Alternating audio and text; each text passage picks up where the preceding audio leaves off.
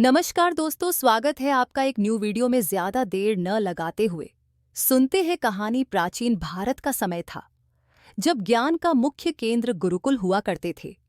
यहाँ विद्यार्थी अपने गुरु के सानिध्य में रहकर शिक्षा ग्रहण करते, आश्रम की देखभाल करते और गुरु की सेवा के साथ साथ अपनी विद्या का अभ्यास करते। उसी समय एक बालक था जिसका नाम वरदराज था। वरदराज के माता पिता ने उसे शिक्षा के लिए गुरुकुल भेजा। गुरुकुल में प्रवेश करने के बाद वह अपने साथियों के साथ जल्दी ही घुल मिल गया। लेकिन एक समस्या थी, वरदराज पढ़ाई में बहुत कमजोर था। गुरुजी जो भी सिखाते वह उसके मन में ठीक से नहीं बैठता।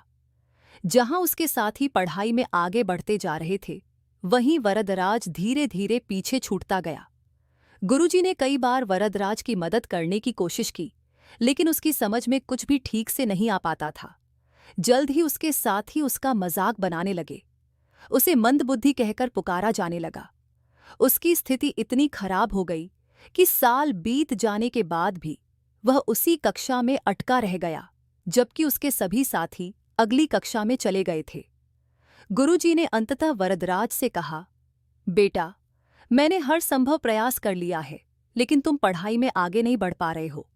अब बेहतर यही होगा कि तुम घर लौट जाओ और परिवार के काम में मदद करो। यह सुनकर वरदराज का दिल टूट गया। उसने सोचा, शायद विद्या मेरे भाग्य में नहीं है।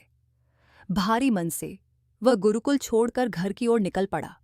उसकी आंखों में निराशा के आंसू थे और मन में सवाल कि आखिर क्यों वह दूसरों की तरह विद्या ग्रहण नहीं कर सकता। घर लौटते वक्त दोपहर का समय हो चुका था।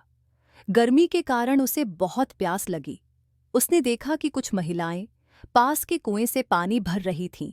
वरदराज उनके पास पहुंचा और देखा कि जिस पत्थर पर रस्सी का आना जाना होता था, वहां गहरे निशान पड़ गए थे। यह देखकर वह अचरज में पड़ गया। उसने एक महिला से पूछा, ये निशान कैसे बने हैं? महिला मुस्कुराई और बोली, बेटा, यह निशान हमने नहीं बनाए। यह तो रस्सी के बार बार आने जाने से बने हैं। पत्थर कितना भी कठोर क्यों न हो, लगातार रगड़ खाने से उस पर भी निशान पड़ जाते हैं। यह सुनकर वरदराज को गहरा एहसास हुआ। उसने सोचा, जब यह कोमल रस्सी भी निरंतर प्रयास से इस कठोर पत्थर पर निशान बना सकती है, तो मैं क्यों नहीं अपने निरंतर अभ्यास से विद्या को हासिल कर सकता हूं? वरदराज को जैसे नई रोशनी मिल गई हो। उसने तुरंत निर्णय लिया कि वह गुरुकुल वापस जाएगा और फिर से अपनी पढ़ाई शुरू करेगा। इस बार उसने अपने मन में ठान लिया था कि वह कभी हार नहीं मानेगा, चाहे कितनी भी कठिनाई क्यों न आए।